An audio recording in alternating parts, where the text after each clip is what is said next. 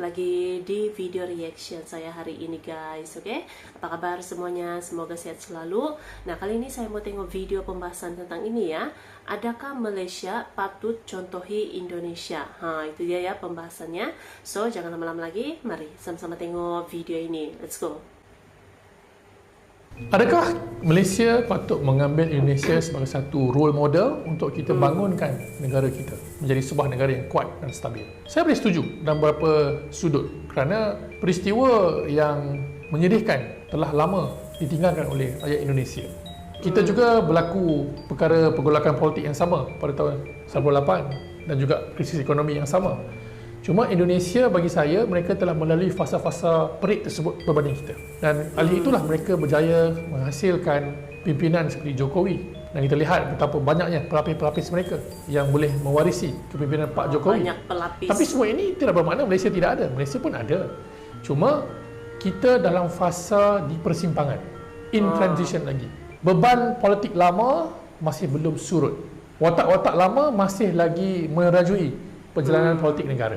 Jadi ini yang membuatkan Malaysia sukar untuk bangun menjadi seperti Indonesia. Sedangkan Indonesia sudah tinggalkan fasa lampau itu.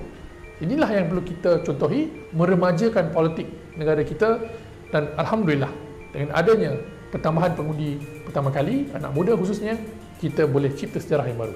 Dari segi material sebenarnya kita lebih baik daripada Indonesia 20 tahun dululah. Sekarang ni saya rasa Indonesia sudah berjaya mengatasi kita dari segi ekonomi, segi kestabilan politik.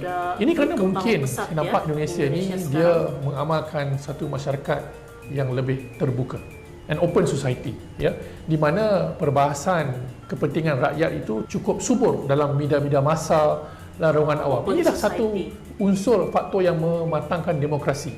Di Malaysia kita kena ingat benda itu taklah semudah yang disangkakan kerana kita ada banyak sensitiviti perkauman, keagamaan yang melemahkan daya perbincangan sesama rakyat. Takut sentuh hal sensitif, bukan? Jadi benda ini saya rasa boleh kita tambah baik melalui perbincangan yang saya katakan tadi. Liberalize kita punya media massa, perbanyakkan perbincangan ilmiah di universiti, di kampus, di kalangan anak muda, bangunkan wawasan yang lebih jelas tentang hal tuju ekonomi negara agar rakyat kita tahu Malaysia ni nak ke mana. Indonesia siapa yang buat? Pak Jokowi. Dia ada wawasan yang besar membuat satu ibu kota yang baru ataupun Nusantara di Kalimantan. Jadi semua ini memberi satu aspirasi buat rakyat Malaysia, bangsa Indonesia untuk maju ke depan. Jadi mereka taklah bercakaran hal-hal kecil. Jadi itu saya rasa kenapa Indonesia lebih ke depan berbanding kita ketika ini.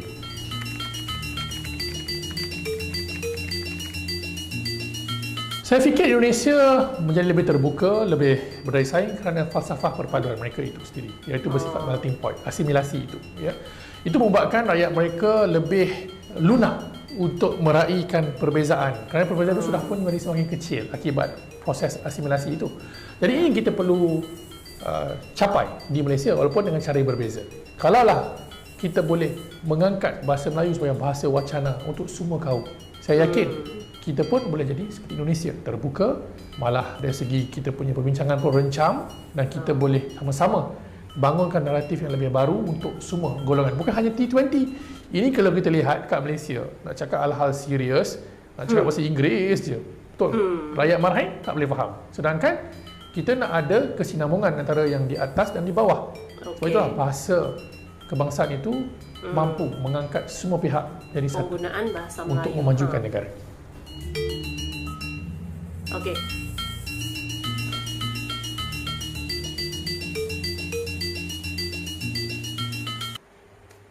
Okey guys, jadilah dia video pembahasannya ini.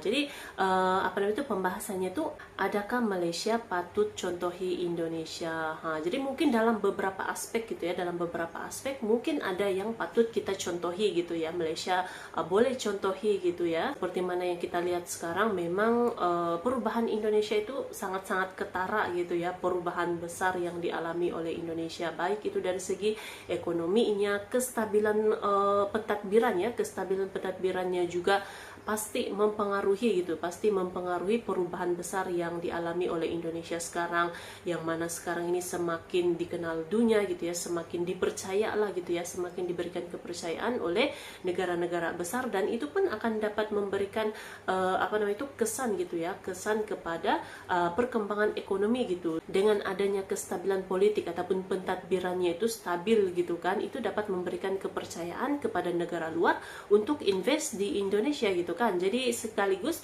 itu dapat meningkatkan lagi perkembangan ekonominya gitu. Jadi sebenarnya ada saja gitu ya, ada saja beberapa aspek yang boleh dicontohi ya, kalau itu memang boleh membawa kepada perubahan gitu ya, dapat meningkatkan perkembangan, why not gitu kan, kita mencontohi gitu.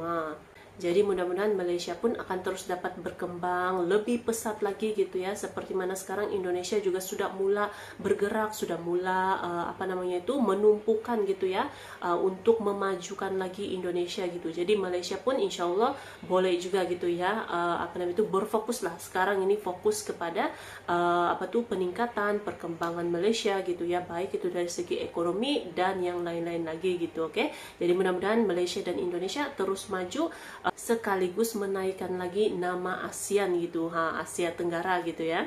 So, terima kasih banyak sebab kamu sudah menonton video ini. Jangan lupa macam biasa untuk support channel saya dengan subscribe, like video ini, dan jangan lupa untuk komen juga, oke? Terima kasih banyak dan kita jumpa lagi di video seterusnya. Assalamualaikum.